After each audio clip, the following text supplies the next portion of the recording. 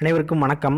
இன்றைக்கி நம்ம இந்த வீடியோவில் என்ன பார்க்க போகிறோம் அப்படின்னா 5/1/2019 நடப்பு நிகழ்வுகள் பார்க்கலாம்.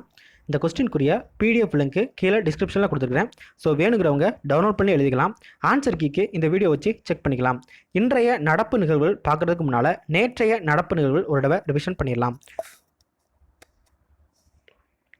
தமிழகத்தில் 2வது சர்வதேச முதலீட்டாளர் மாநாடு ஜனவரி 23 மற்றும் 24 ஆகிய 2 தினங்களில் நடைபெற உள்ளது.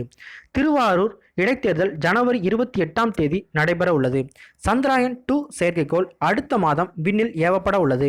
நாட்டிலேயே அரசு மருத்துவமனைகளில் முதலாக கீழ்ப்பாக்கம் அரசு மருத்துவமனையில் அதிநவீன மார்பக புற்றுநோய் சிகிச்சை மையம் திறந்து வைக்கப்பட்டுள்ளது. இந்தியாவில் தேசிய மருத்துவ காப்பீட்டு திட்டத்தை வெற்றிகரமாக செயல்படுத்தியதற்காக பிரதமர் நரேந்திர மோடி மற்றும் மத்திய சுகாதாரத்துறை அமைச்சர் ஜே.பி. நட்டா ஆகியோர்களுக்கு உலக சுகாதார அமைப்பின் இயக்குனர் டெட்ரோஸ் அதானம் கேப்ரியசஸ் பாராட்டு தெரிவித்துள்ளார். பூமியிலிருந்து பார்த்தால் தெரியாத நிலவின் பின்பகுதியில் சீனாவின் சாங்கி 4 என்ற விண்கலம் முதல் முறையாக தரையிறங்கி சாதனை படைத்துள்ளது. சென்னை மியூசிக் அகாடமியின் 13வது ஆண்டு நாட்டிய விழாவில் பிரபல நாட்டிய கலைஞர் சாந்தா தனஞ்சயனுக்கு நிறுத்திய கலாநிதி விருது வழங்கப்பட்டது. ஆந்திர மாநிலம் குப்பம் தொகுதியில் ரூபாய் 100 கோடி செலவில் விமான நிலையம் அமைக்க அந்த மாநில முதல்வர் சந்திரபாபு நாயுடு அடிக்கல் நாட்டினார். ASI archaeological survey of India 2018 முக்கிய ஞாபக சின்னங்களாக 6 சின்னங்களை அறிவித்துள்ளது. சரஸ்வதி ஆற்றினை புதுப்பிக்க ஹரியானா மாநிலம் 11 புதிய திட்டங்களுக்கு ஒப்புதல் அளித்துள்ளது. பாகிஸ்தான் உச்சநீதிமன்றத்தின் புதிய தலைமை நீதிபதியாக ஆசிப் சயித் கோசா ஜனவரி 18ஆம் தேதி பொறுப்பேற்க உள்ளார். பிராணா ரக்ஷா என்ற செயலியை ஆந்திர முதல்வர் சந்திரபாபு நாயுடு அறிமுகம் செய்து வைத்தார். கிரிக்கெட்டில் 19,000 ரன்களை வேகமாக எடுத்தவர் என்ற சாதனையை விராட் கோலி படைத்துள்ளார். யுனெஸ்கோ அமைப்பை விட்டு அமெரிக்கா மற்றும் இஸ்ரேல் அதிகாரப்பூர்வமாக விலகுவதாக அறிவித்துள்ளன.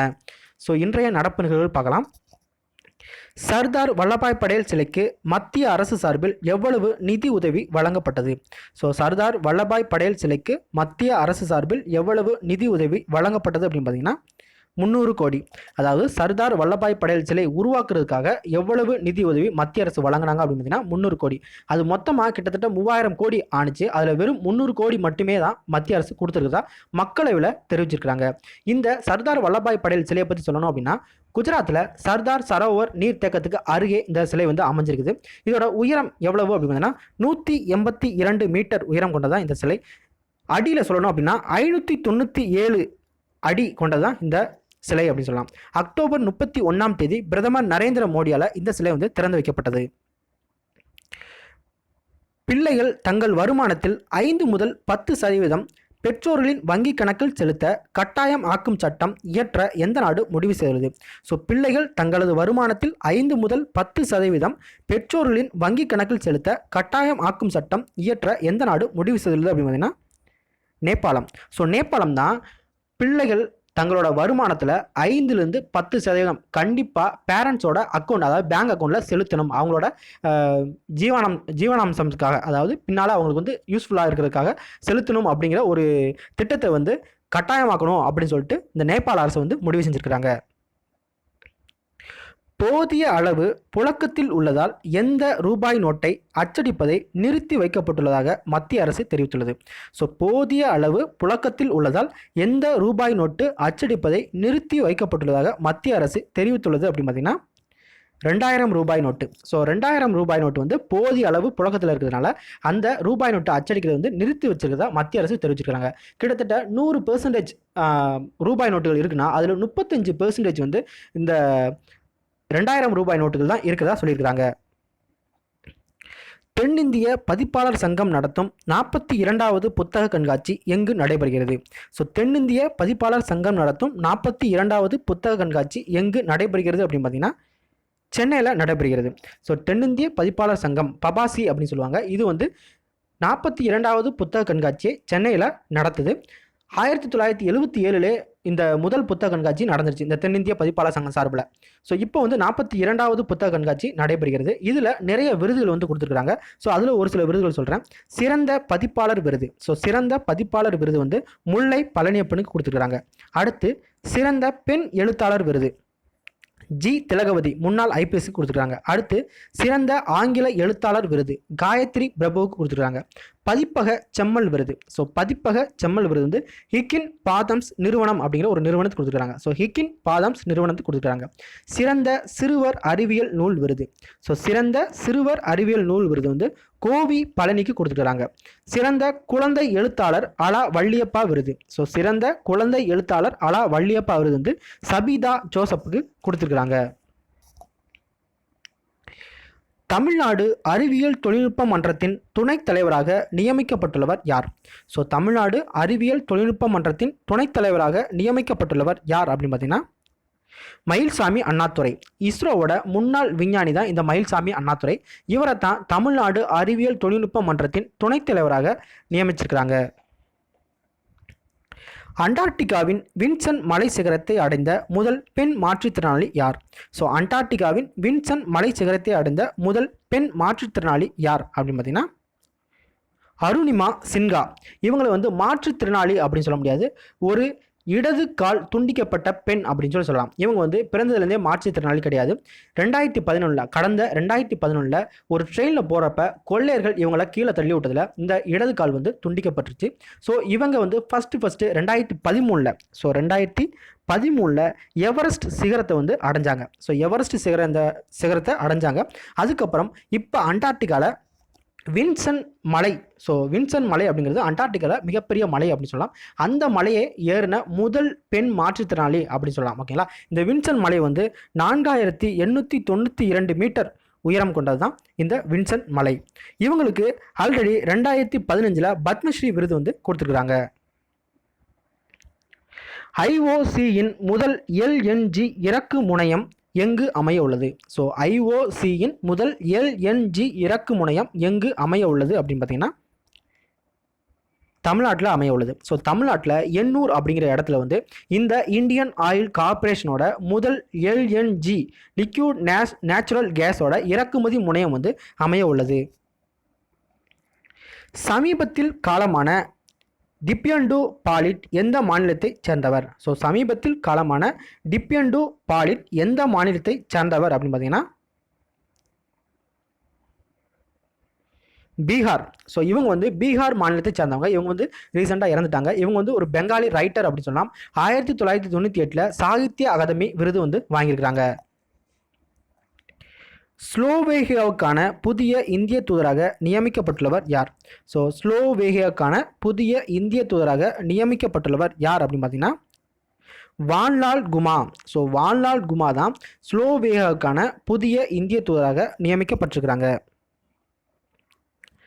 16வது டாடா மும்பை மராத்தான் விளம்பர தூதராக நியமிக்கப்பட்டுள்ளவர் யார்? ஸோ 16வது டாடா மும்பை மராத்தான் விளம்பர தூதராக நியமிக்கப்பட்டுள்ளவர் யார் அப்படின்னு பார்த்தீங்கன்னா மேரிகோம். ஸோ மேரிகோம் தான் இந்த 16வது டாடா மும்பை மராத்தானோட விளம்பர தூதராக நியமிக்கப்பட்டிருக்கிறாங்க. இந்த மேரிகோம் வந்து மணிப்பூர் மாநிலத்தை சேர்ந்தவங்க.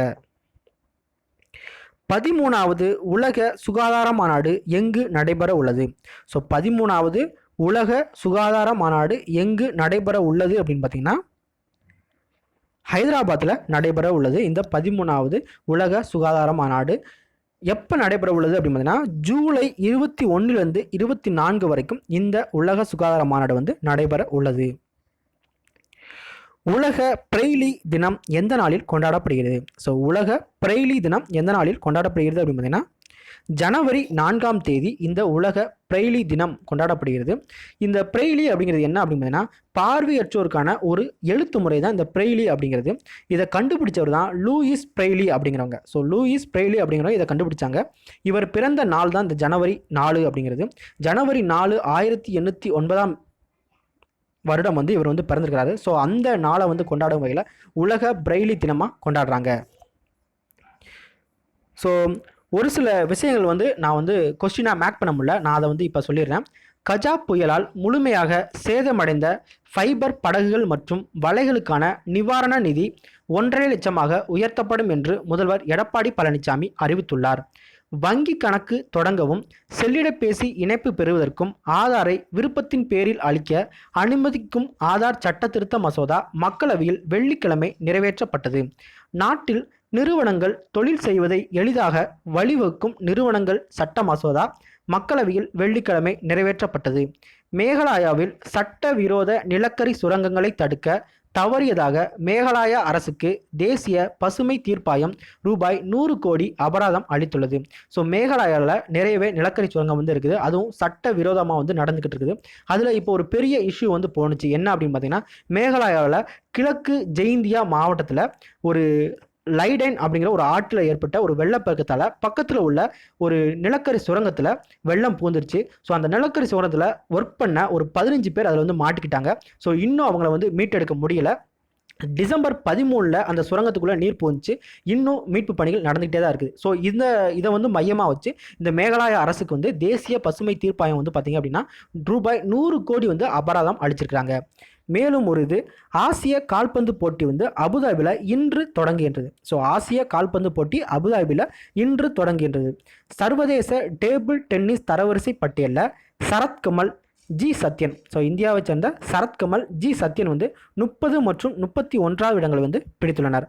அதே மாதிரி பெண்களில் மணிகா பத்ரா 51வது இடத்துல இருக்கிறாங்க. இந்தியாவின் சர்க்கரை உற்பத்தி நடப்பு சந்தை பருவத்தின் முதல் காலாண்டில் 7% அதிகரித்துள்ளது. ஸோ இந்தியாவின் சர்க்கரை உற்பத்தி நடப்பு சந்தை பருவத்தின் முதல் காலாண்டில் 7% அதிகரித்துள்ளது. ஸோ இதோட இன்றைய நடப்பு நிகழ்வு முடிஞ்சு. தினசரி திருப்புதல் பயிற்சியில் நேற்றைய கேள்விகளுக்குரிய பதில்கள் பார்க்கலாம். தெலுங்கானாவில் எய்ம்ஸ் மருத்துவமனை எங்கு அமைய உள்ளது? ஸோ தெலுங்கானாவில் எய்ம்ஸ் மருத்துவமனை எங்கு அமைய உள்ளது அப்படின்னா பிபி நகர், தமிழகத்தில் மதுரையில் அமைய உள்ளது. அதே மாதிரி தெலுங்கானாவில் பிபி நகரில் அமைய உள்ளது. எந்த மாநிலம் சிலோ கஜாவுக்காக புவிசார் குறியீடு பெற்றது?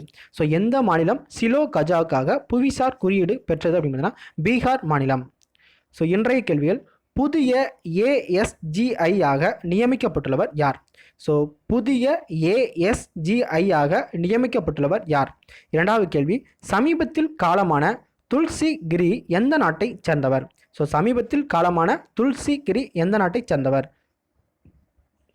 ஸோ இந்த 2 கேள்விகளுக்கும் பதில் தெரிஞ்சு அப்படின்னா கமெண்ட் பண்ணுங்கள். தெரியலான பரவாயில்ல, சர்ச் பண்ணி கமெண்ட் பண்ணுங்கள். நன்றி.